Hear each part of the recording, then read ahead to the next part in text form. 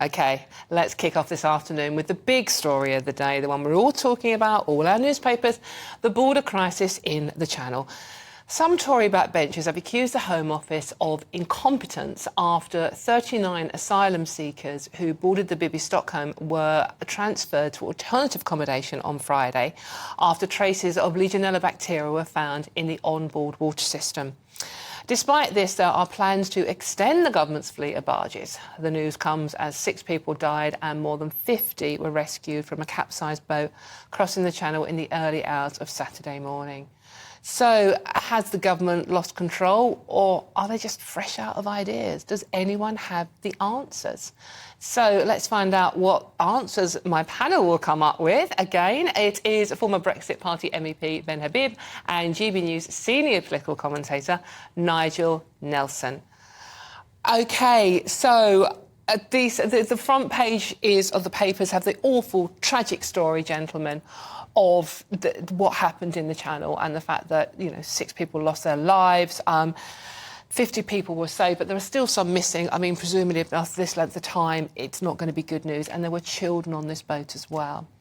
So to wake up to some of the suggestions that the government are coming up with about how to tackle this crisis, including more barges, It's just so frustrating. And when you think people are risking their lives, what is the answer to this question? We keep debating. Meanwhile, people keep dying and people still keep making money out of these poor souls. Nigel, I'm going to come to you first. What do you make of this? It's just... Well, I mean, the first thing there, you're linking it with the barges there. The first thing there is that the biggest deterrent you'd think for crossing the Channel is the fact you could be killed in it. And what was astonishing yesterday after this tragedy was another 500 people then crossed over. So it's hard to see that barges or going to Rwanda or any of those gimmicks that the government keep coming up with will actually be a deterrent. These people are determined to get here. Well, this is the one story I was shocked by today. I mean, obviously, the awful tragedy was shocking enough. But then for the Sunday Telegraph to carry a story that the government are suggesting more barges to solve this problem. Well, I mean, it won't. I mean, the point of the barges is to cut down on the £6 million a day cost of hotels for migrants. Yes, we must cut down on the cost. Barges are not the right way to do it. What the government needs to do is to cut the 173,000 backlog, which is up from 19,000 in 2010, for instance. Cut the backlog by employing more caseworkers. As Rishi Sunak promised, he said we should have 2,500. We haven't. If you cut the backlog, you reduce the hotel bill. Ben, that's not going to happen overnight, though, is it? We still have 500 people a day, 750 the other day, crossing the Channel. That's 1.5 barges in one day. Exactly. So we're going to need about 200, I think, by about the end of next month. The barges are a red herring. What we need to look at is at the root of the problem here. And the root of the problem is obviously France. Because they're coming... France has illegal migration of about 180,000 people a year, in significant part, because the EU operates an open borders Schengen zone. So once people enter the European Union in Italy or Greece, they can come straight into France. That's a significant part of the problem. This is the France we paid 500 million So we paid to. 50 million quid 3 years ago, 55 million quid 2 years ago, 63 million quid last year, and now we've agreed to pay £500 million. And the more people they send over, the more money we pay them. Actually, what we've done is create the reinforcement of bad behaviour. They know that if this problem accelerates, not only do they get rid of more people to the United Kingdom, but actually we'll end up paying them even more. But yesterday's... What are they doing with the money, Ben? Well, no doubt it's going in the back pockets of French government somewhere. I'm not suggesting there's any impropriety going on, but it's certainly leaving our taxpayers' pockets and not delivering the effect that we wish of it. But, yesterday, as shocking as it was, what it revealed was that the entire process of crossing the Channel is a pantomime. And I say it's a pantomime because up and down the French beach go French police officers, occasionally slashing a dinghy. But the minute the dinghy gets into the water, it's got French naval escort. These dinghies carrying 70 people capsized in the presence of French naval boats. And it was because they were in proximity to these boats that actually the vast majority of them got rescued. And the other thing that from which you can only conclude it's a pantomime is that RNLI crossed over into French waters, British ships crossed over into French waters, helped rescue these people, and then brought them back to the United Kingdom. They should have been taken back to France. They Hang were on.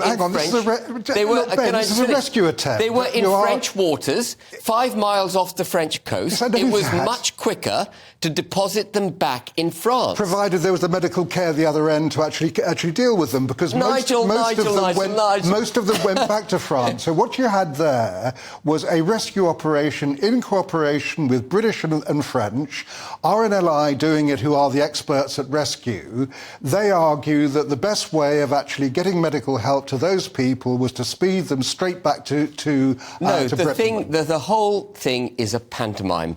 If they really wanted to stop the boats, what we would have seen yesterday is these people being taken back to France. The notion that they can't get adequate medical help in France and we can somehow deliver it seamlessly when they land at Dover just doesn't make any sense. With a pretty major disaster. We weren't just talking about 6 people who drowned. 5 miles off the French coast, therefore 20 miles we were off talking about a boat containing around 70 people.